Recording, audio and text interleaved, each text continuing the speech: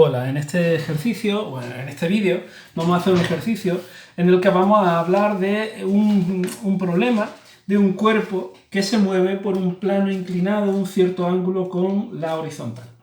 Bien, en primer lugar, vamos a proceder a leer el enunciado del ejercicio. Nos dicen, un bloque de 5 kilogramos de masa es lanzado hacia arriba por un plano inclinado 30 grados con la horizontal.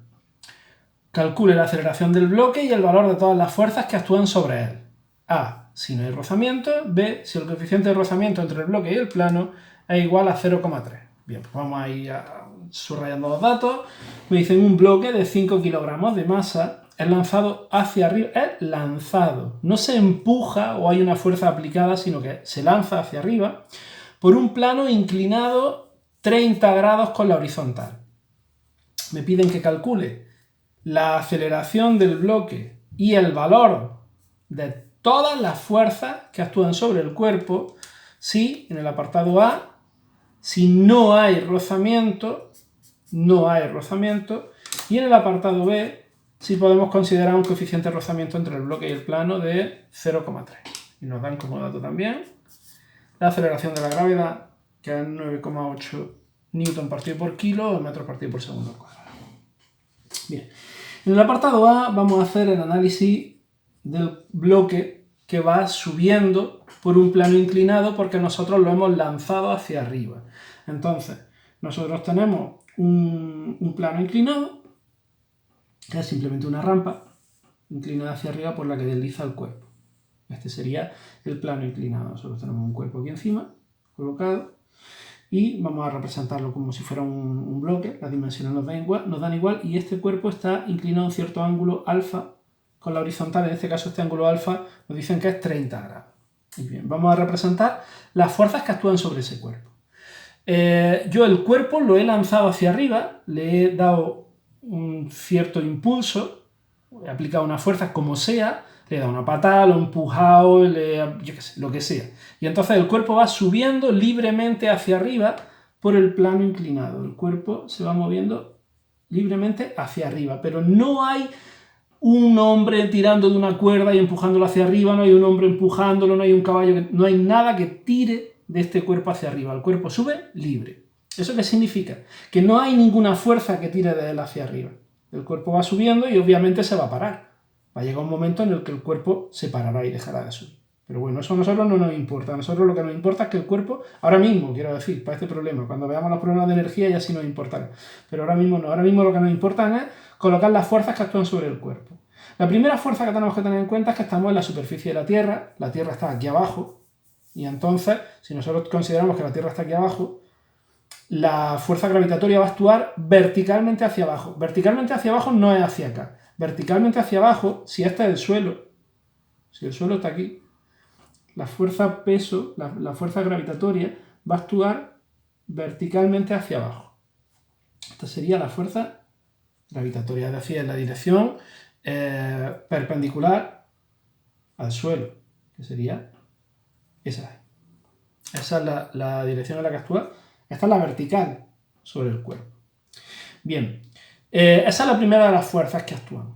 La segunda de las fuerzas que actúan, como tenemos el bloque puesto sobre una superficie, está apoyado sobre una superficie, va a aparecer una fuerza normal. Esa fuerza normal es perpendicular a la superficie. ¿Cuál es la superficie? Esta. ¿Cuál es la perpendicular a la superficie? La perpendicular a esta superficie, si yo soy capaz de dibujarlo de forma más o menos clara, es esta. Esta es la línea perpendicular. Por tanto, la normal no estaría en la vertical, sino que estaría perpendicular a esa superficie. Esa sería la fuerza normal.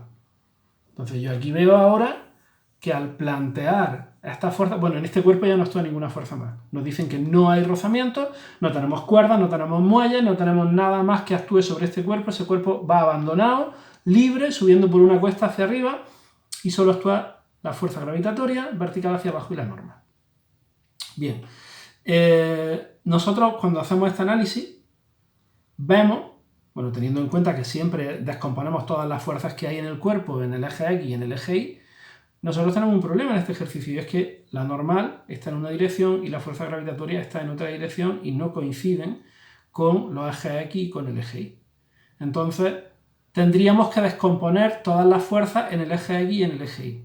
Pero en este tipo de problemas no se suele descomponer en el eje X y en el eje Y reales, porque en realidad la dirección del movimiento es esta.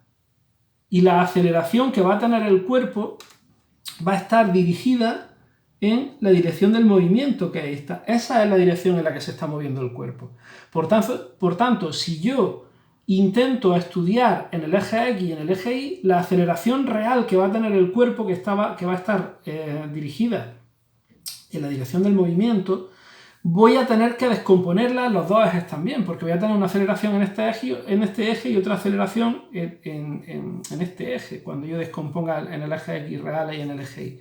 Entonces, ¿qué vamos a hacer?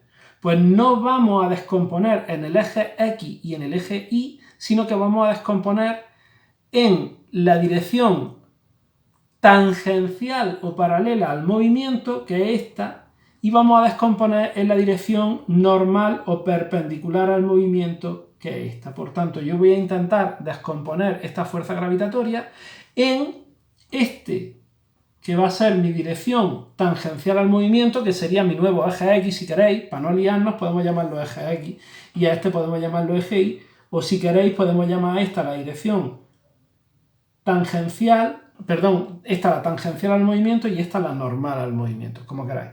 La clave es que yo aquí lo que tengo que descomponer es la fuerza gravitatoria, no es la normal. ¿Y cómo se descompone esta fuerza gravitatoria? Pues yo tendría que trazar una paralela a cada uno de los ejes. Si este es mi nuevo eje que yo voy a utilizar, pues trazo una paralela a este eje que pase por la punta de la flecha, que sería esta. Y ahora trazo una paralela a este eje que pase por la punta de la flecha por aquí. Esta. Y entonces me quedarían esta línea y esta línea de ahí. Esos serían las dos flechas, los dos vectores resultantes de descomponer la fuerza gravitatoria. Por tanto, yo no voy a tener un sistema en el que tenga la normal y la fuerza gravitatoria, sino que yo en realidad lo que voy a tener aquí es esto. Voy a tener vamos a ver si soy capaz de dibujarlo más o menos parecido. Bueno, más o menos. Yo ahora voy a tener un cuerpo en el que en vez de tener una fuerza gravitatoria voy a tener la fuerza normal, y ahora voy a estudiar las dos componentes de la fuerza gravitatoria. La fuerza gravitatoria, si queréis, en la dirección tangencial al movimiento o en el eje X, y la fuerza gravitatoria en la perpendicular o normal al movimiento o la FGI. Me voy a permitir la licencia de llamar a esto eje X y a esto eje Y, aunque yo qué sé, normalmente se le llama así, pero bueno, da igual, venga, sí. Vamos a utilizar eje X y eje Y. Aunque ya veréis que en muchos sitios utilizan que esto es la dirección tangencial y esto es la normal al movimiento. Yo ahora voy a llamar a este eje X, aunque realmente no es el eje X, el eje X es este, y para mí ahora este va a ser el eje Y. No sé si me arrepentiré de haber hecho esta lección, pero bueno, para este problema lo vamos a hacer así. Bien, pues yo ahora tengo estas tres fuerzas. Entonces ahora voy a tener que plantear mi ejercicio con estas tres fuerzas. Pero hay un problema, y es que yo no conozco cuánto vale FGX y no conozco cuánto vale FGI. ¿Cómo puedo calcular yo FGX y FGI? Pues vamos a fijarnos en la descomposición de fuerza gravitatoria en FGX y en FGI. Si yo saco este dibujo, lo voy a poner aquí, lo voy a sacar aquí, para que lo veáis un poco más claro. Así habría quedado, si esta es FG, esta sería FG, lo que hemos llamado FGI, y esta sería FGX. ¿De acuerdo? Este es este dibujo de aquí. Si nos damos cuenta, este ángulo de aquí es exactamente igual que este ángulo de aquí.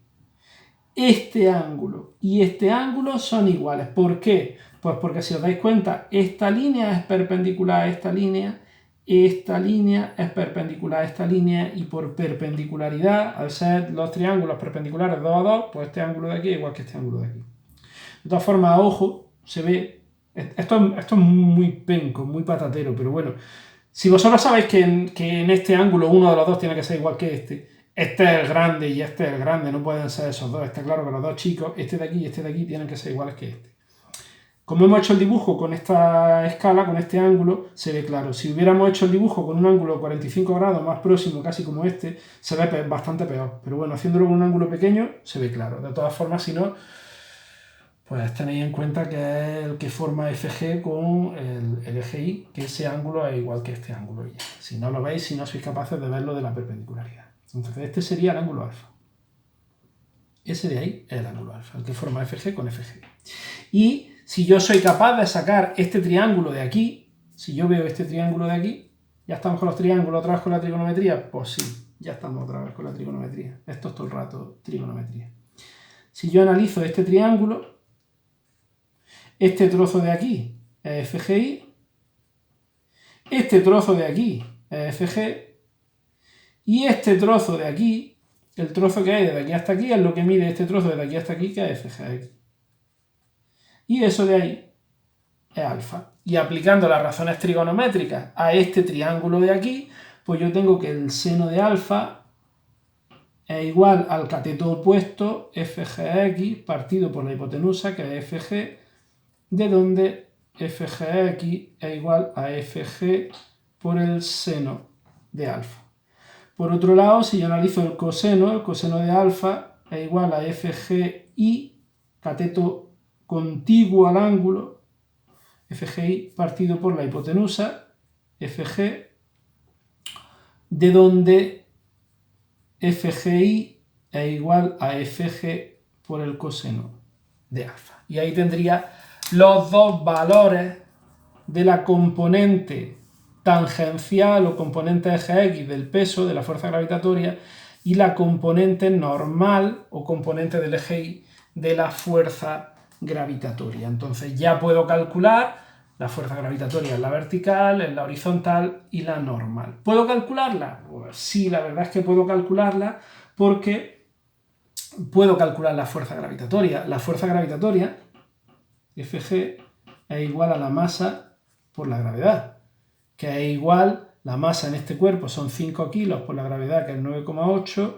si no me equivoco 5 por 9,8 son 49 newton, y por tanto Fgx es 49, que es la fuerza de la gravedad, por el seno de 30, que si no me he equivocado es 24,5 newton, y 49 por el coseno de 30, que es FGI, sería igual, si no me he equivocado, 42,43 newton. Y por tanto yo ya tengo FG, tengo FGX descompuesta y FGI. Ya tendría los valores de FGI, FGX, y ya puedo empezar a resolver el problema. Bien, pues vamos a empezar a resolver el problema. ¿Y cómo se resuelve el problema?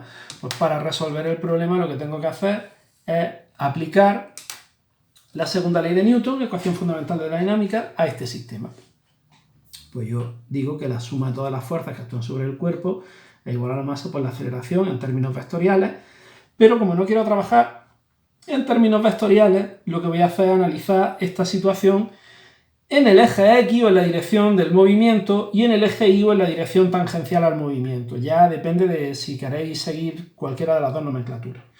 En el eje Y, dirección perpendicular o normal al movimiento, yo tengo que a favor del, hacia arriba, positiva, tenemos la normal, hacia abajo tenemos la componente I de la fuerza gravitatoria, FGI. Esto sería igual a la masa por la aceleración en la vertical, pero la aceleración en esta dirección es 0 porque el cuerpo ni se levanta ni se hunde en el plano, entonces esto sería 0.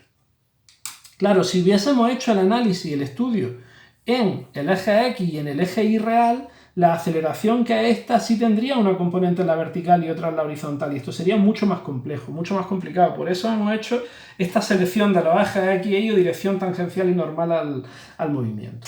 Bueno, no me enrollo más. De aquí, como esto es 0, la normal, FGI pasaría al otro lado, está restando, pasa al otro lado sumando, la normal es igual a FGI. Y por tanto, como ya sabemos que FGI era igual a 42,43, pues la normal será 42,43 newton. Y ya hemos calculado la normal, y con esto ya tenemos el valor de todas las fuerzas que actúan sobre el cuerpo. Las fuerzas que actúan sobre el cuerpo son la normal y la fuerza gravitatoria. No hay más fuerzas sobre el cuerpo. Si queremos decir, bueno, la fuerza gravitatoria está descompuesta en FGX y FGI, vale, pues FGX es 24,5 y FGI es 42,43. Ya están calculadas todas las fuerzas que actúan sobre el cuerpo, pero nos pedían la aceleración del bloque. Para calcular la aceleración del bloque necesitamos recurrir a la ecuación en el eje X, en la dirección tangencial al movimiento. En el eje X tenemos hacia la derecha, en el criterio nuestro de signos. El criterio de signos da igual el que tomemos, lo importante es que nosotros sepamos cuál es el criterio de signos que estamos tomando. Para nosotros siempre hacia la derecha es positivo, hacia la izquierda es negativo. Y que sepamos interpretar lo que nos salga. Si algo nos sale positivo es que estará dirigido hacia la derecha y si nos sale negativo es que estará dirigido a la izquierda. Y el cuerpo pues se estará moviendo para donde se esté moviendo. En este caso se está moviendo tal y como hemos hecho el dibujo para la derecha. También es verdad que nosotros podríamos haber hecho el plano al revés, el ángulo aquí, y entonces el bloque estaría subiendo hacia la izquierda. En fin, depende de cómo lo pintemos. Todo depende de cómo lo pintemos. Pero lo importante es que tengamos en cuenta qué criterio de signos estamos utilizando y lo mantengamos durante todo el ejercicio. Cada ejercicio exige que seamos constantes en el criterio de signos que estamos utilizando. No podemos utilizar un criterio de signos en un apartado y un criterio de signos diferente en un apartado diferente, porque entonces no podemos utilizar los datos de un lado en otro. Bien, vamos entonces a calcular en el eje X. En el eje X, fuerza hacia la derecha no tenemos ninguna, hacia la derecha sí, no tenemos ninguna, fuerza hacia la izquierda menos negativa, FGX, es igual a la masa por la aceleración en el eje X. Muy bien, pues la aceleración en el eje X es igual a menos FGX partido por la masa, que esto igual a menos 24,5 partido por la masa, que es 5. Y si yo hago esta cuenta y no me equivoco al hacerla, esto me da menos 4,9 metros partido por segundo al cuadrado. Bien, y me sale una aceleración negativa. ¿Qué significa que la aceleración es negativa? ¿Que es de frenado? No. ¿Por qué no es de frenado? No. Vamos a ver, depende del criterio de signos que tomamos. Si nosotros estamos teniendo en cuenta que la dirección a favor del movimiento es positiva y en contra del movimiento es negativa, entonces sí, una aceleración positiva acelera y una aceleración negativa frena. Pero si nosotros estamos teniendo en cuenta que todo lo que va hacia la derecha es positivo y todo lo que va hacia la izquierda es negativo, una aceleración negativa solo significa que va hacia la izquierda. En este caso, la aceleración iría hacia la izquierda. Y como el cuerpo se está moviendo hacia la derecha, el movimiento del cuerpo va en esta dirección y la aceleración va en esta dirección. Como la aceleración tiene una dirección contraria al movimiento, entonces frena. Si la aceleración tiene la misma dirección que el movimiento, entonces acelera. Ese es el análisis que nosotros podemos hacer teniendo en cuenta el criterio de signos que hemos utilizado. El análisis del signo de la aceleración depende del criterio de signo. Esto es muy importante porque una aceleración negativa no significa que frene. Depende de cuál sea tu criterio de signo. Si tu criterio de signo es que a favor del movimiento es positivo y en contra es negativo, entonces sí. Pero si tu criterio de signo es que para la derecha es positivo y para la izquierda es negativo, una aceleración negativa solo indica que va hacia la izquierda. Es lo único. No significa ni que frena ni que se acelera. Ya tenemos que analizar hacia dónde se está moviendo el cuerpo para ver si se frena o se acelera. Si la aceleración lleva la misma dirección que el movimiento, acelera. Si la aceleración lleva dirección contraria al movimiento, frena. En este caso, el movimiento se produce hacia la derecha, la aceleración va hacia la izquierda, esta aceleración frena. Bien, una vez aclarado eso, pasamos ya a desarrollar el apartado B. En el apartado B es todo lo mismo, pero hay rozamiento. Bien, pues vamos a realizar, primero vamos a trazar nuestra rayica para separar el apartado A del apartado B y ahora sí vamos a ver nuestro apartado B. Vamos a realizar una representación, pues prácticamente igual. Nosotros tenemos nuestro cuerpo que está subiendo por el plano libre, bueno, quiero decir que se ha lanzado y lo hemos dejado que vaya para arriba. Y entonces en este movimiento hacia arriba, las únicas fuerzas que están actuando es la fuerza gravitatoria, vertical hacia abajo, dirigida hacia el centro de la Tierra, que estará por aquí. Bueno, un poco más abajo, pero por ahí. La normal, que está dirigida perpendicular a la superficie sobre la que apoya el cuerpo. Esta es la normal. Y ahora me dicen que hay fuerza de rozamiento. Como el cuerpo se está moviendo hacia arriba, la fuerza de rozamiento siempre actúa en la dirección contraria al movimiento. Cuerpo para arriba, fuerza de rozamiento para atrás. Y esa sería la fuerza de rozamiento. Nosotros tenemos tres fuerzas. La fuerza de rozamiento, la normal y la fuerza gravitatoria.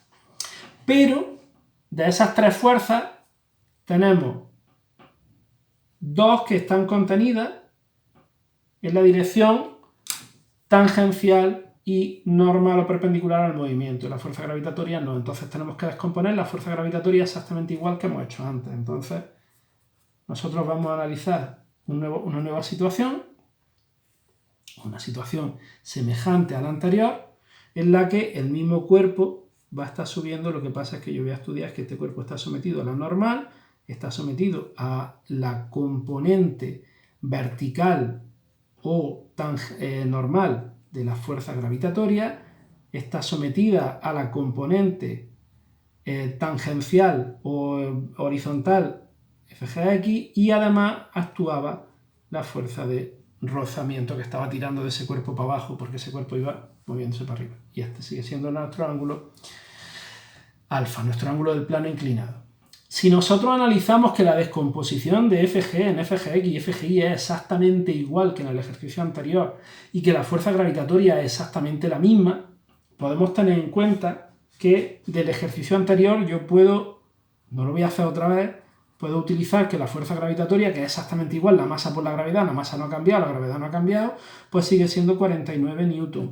Y que FGX, que es exactamente la misma porque el ángulo es el mismo, la fuerza gravitatoria es el mismo, la descomposición es la misma, sigue siendo 24,5 newton, y que FGI también sigue siendo la misma, que son 42,43 newton. Entonces estas tres fuerzas, estos tres valores de la fuerza son totalmente válidos porque son exactamente iguales en el ejercicio anterior que en este. La única diferencia la tendríamos ahora que hay una fuerza de rozamiento. ¿Cuánto es la fuerza de rozamiento? Bueno, pues la fuerza de rozamiento es igual a mu, coeficiente de rozamiento, por la normal. Y la normal no la sabemos. La normal tendremos que calcularla, porque tenemos que ver si ha cambiado alguna cosa. Se ve que no ha cambiado nada, porque en la vertical no afecta nada, y como la normal está para arriba y la componente vertical de la fuerza gravitatoria está para abajo, pues la normal va a ser igual que FGI. Pero aún así vamos a hacer el análisis despacio por si acaso, por si hay algún ejercicio en el que cambia alguna cosa, y entonces tenemos que tenerlo en cuenta. No nos cuesta ningún trabajo volver a hacerlo, pues lo volvemos a hacer. Sumatoria de fuerza igual a masa por aceleración en términos vectoriales. Nosotros ahora esta ecuación, que es vectores, como vamos a utilizar todo en una dirección y todo en otra, vamos a descomponerla en dos direcciones independientes, y entonces ya no vamos a trabajar con vectores, sino que vamos a trabajar con escalares, con números, teniendo en cuenta nuestro criterio de signos. Todo lo que va para arriba, positivo; todo lo que va para abajo, negativo; todo lo que va para la derecha, positivo; todo lo que va para la izquierda, negativo.